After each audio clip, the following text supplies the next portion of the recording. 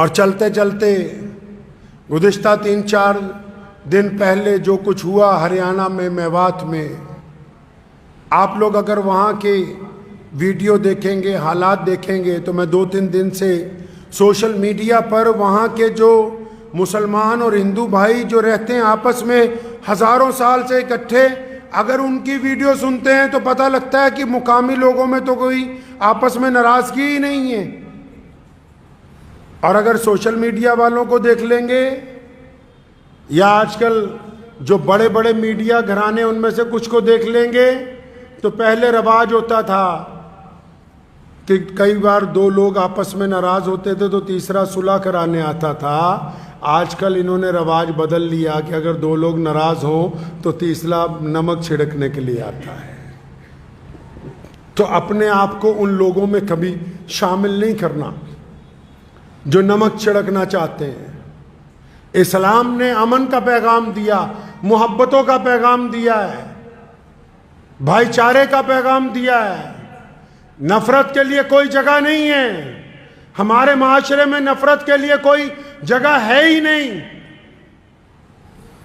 नफरत की सियासत भी नहीं, नफरत का दीन भी नहीं।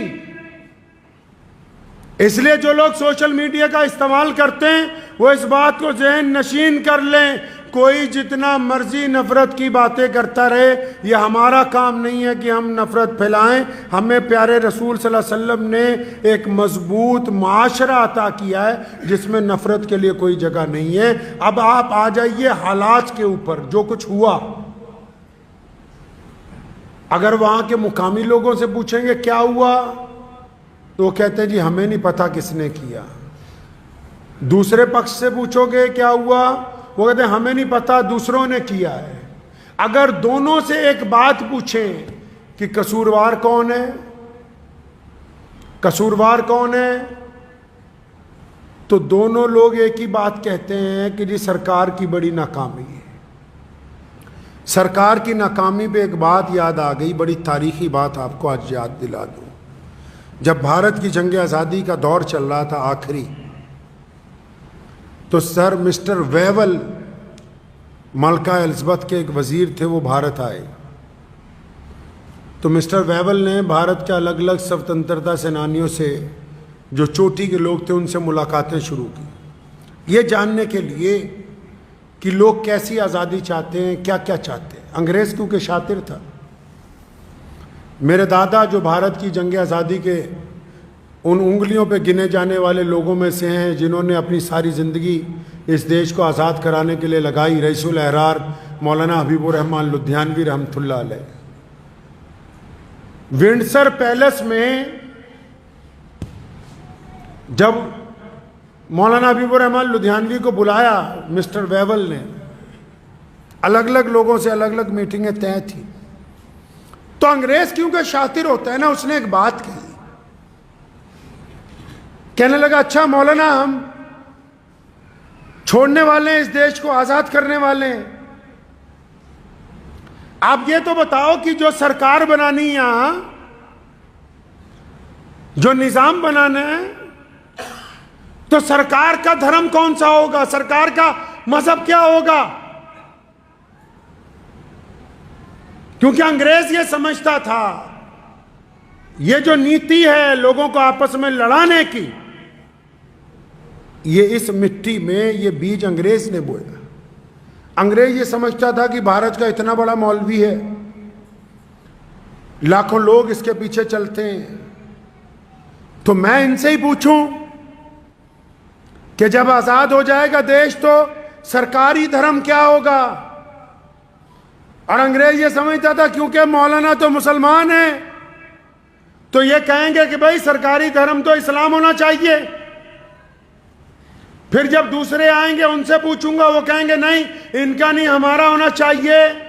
तो उस वक्त रईसुल अहरार मौलाना हबीबुर रहमान लुधियानवी रहमतुल्लाह अलैह ने जो तारीखी बात कही, वो आज की सरकारों को बताना चाहता हूँ। और फरमाया मिस्टर वेवल, इस्लाम ने हमें ये समझाया है, हमारे मज़हब ने हमें ये समझाया है कि जो सरकार होती है ना, जो हुकूमत होती है, उसका जो काजी होता है, उसका जो जज होता है, उसका जो कमिश्नर होता है, उसका जो डिप्टी कमिश्नर होता है, उसमें जो एसपी होता है, उसमें जो वजीर दाखिला होता है, उसमें जो मुख्यमंत्री होता है, उसमें जो प्रधानमंत्री होता है, उसमें जितने बड़े बड़े ओहदेदार होते हैं जो सरकार की कुर्सी पर बैठ जाते हैं, तो कहा था कि मिस्टर वेवल तुम्हें गलतफहमी हो गई, तुम ये समझते हो कि मैं ये कहने वाला हूं कि सरकार का धर्म इस्लाम होगा। फरमाया सुनो, हमारे दीन ने हमें यह समझाया कि जब कोई भी आदमी सरकार की कुर्सी पर बैठता है